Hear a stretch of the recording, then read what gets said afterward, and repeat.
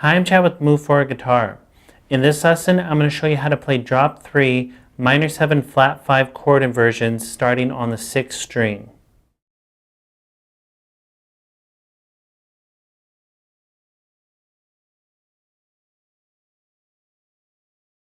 So I'm going to show you drop 3, minor 7, flat 5 chord inversions starting on the 6th string. So the strings you'll be fretting will be the 6th string, the 4th string, the 3rd string, and the 2nd string with each one of these inversions. And in this lesson, I'm not going to dive into theory about inversions or give explanation about drop chords.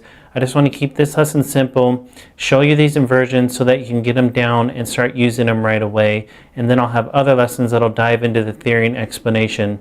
But like I said, I want to keep this lesson simple so you can learn these chords and start using them. And I'm going to play each one of these inversions up the neck. And as I do, there'll be a diagram on the screen that'll show you the inversion that I'm playing. And in the diagram, it's going to show you the intervals of the chord. It's not going to show you the fingerings. And at this point, if you're learning more advanced chords like this, you should be at a level where you're able to figure out what fingerings work best for you. And everyone's hands are different, so what works best for me might be a little different than what works best for you. And also playing situations can determine the best fingerings as well, just depending on the transitions that you make and what's going to allow you to make the quickest transitions and the smoothest transitions. So that's why the diagrams show the intervals of the chord, not the fingerings.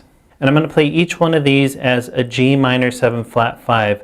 And I'm showing them as G minor 7 flat 5 just because they fall in a nice place on the fretboard. I can start down here in root position and work my way up to 3rd inversion without having to double back. So that's why I'm showing them in G, but these chords are movable. There's no open strings, so these shapes are going to stay the same no matter what key you play them in. They're just obviously going to be in a different spot on the neck when you're in a different key. So I'm just going to start with G minor 7 flat 5 in root position.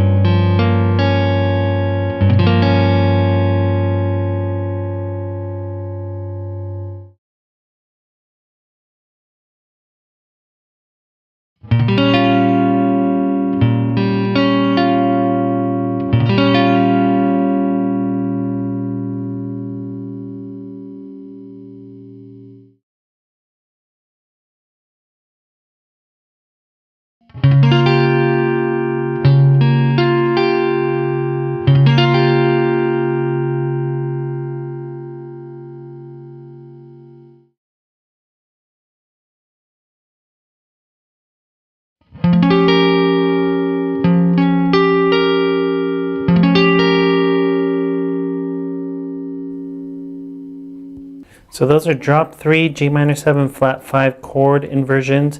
Play them up and down the neck, so start in root position, play up to 3rd inversion, and then back down. And once you can play them really well in order, randomize the order. And that's going to ensure that you're not just building muscle memory based on a specific order that you're playing them in. You need to be able to grab these at any time quickly. And if you play them in a random order, that's going to really help you so you're able to visualize these and grab them and not just use muscle memory to grab them. And then once you can play them as G minor 7 flat 5, move them to the other keys and practice them. And the shapes are going to stay the same because these are movable chords. You'll just be on a different spot on the neck when you're playing in a different key. But it's really important to practice in the other keys so that no matter what key a song is in or a part of a song is in, you can use these chord inversions and grab them quickly. And be sure to subscribe because we add at least one new lesson every day.